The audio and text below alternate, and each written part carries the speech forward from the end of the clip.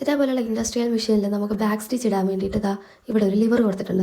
ഇതിൽ ഞെക്കി കഴിയുമ്പോഴത്തേനും ഓട്ടോമാറ്റിക്കലി നമുക്ക് ബാക്ക് സ്റ്റിച്ച് ഇടാൻ പറ്റും. പക്ഷേ സാധാരണ മെഷീനാണ് നിങ്ങളുടെ കയ്യിലെന്നുണ്ടെങ്കിൽ ഇതിന് പ്രത്യേകിച്ച് ലിവറോ കാര്യങ്ങളോ ഒന്നും ഉണ്ടാവില്ല. നമ്മൾ തന്നെ വേണം ബാക്ക് സ്റ്റിച്ച് ഇട്ട് കൊടുക്കാൻ വേണ്ടിയിട്ട്. പ്രത്യേകിച്ച് ഒരു ബിഗിനറിനെ സംബന്ധിച്ചിടത്തോളം ബാക്ക് സ്റ്റിച്ച് എന്താണെന്ന് പോലും ചിലപ്പോൾ അറിയണമെന്നുണ്ടാവില്ല. നമുക്കിത് രണ്ട് രീതിയിൽ ചെയ്തെടുക്കാം. ആദ്യത്തെന്ന് പറഞ്ഞാൽ 1-2 സ്റ്റിച്ച് ഇതേപോലെ ഇട്ട് കൊടുത്ത ശേഷം നമ്മൾ കൂട്ടിനെ പൊക്കി തിരിച്ച് വെച്ചിട്ട് വീണ്ടും അതേ ലൈനിൽ കൂടെ ഒന്നുകൂടെ തയ്ച്ചെടുത്തിട്ട് പിന്നെ റിട്ടേൺ എങ്ങനെയാണ് നമ്മൾ തയ്ക്കുന്നത് അതുപോലെ തയ്ച്ച് വരിക.